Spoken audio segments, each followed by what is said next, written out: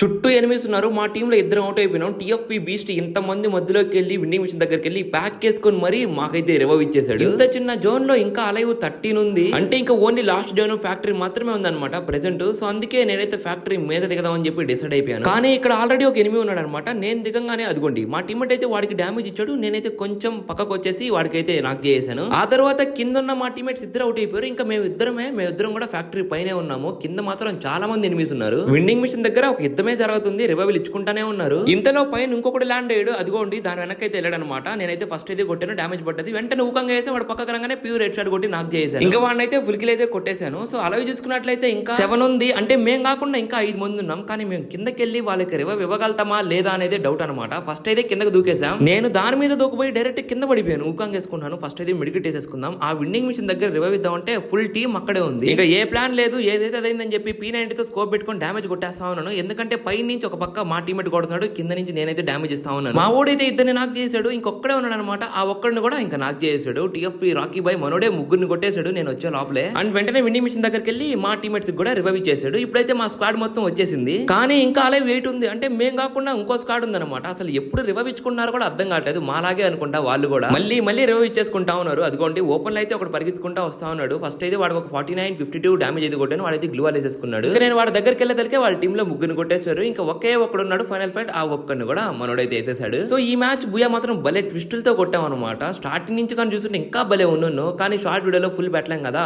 So anyway game play నచ్చినట్లయితే ఇప్పుడే ఈ షార్ట్ వీడియోకి లైక్ చేసి మన ఛానల్ ని సబ్స్క్రైబ్ చేసుకోండి.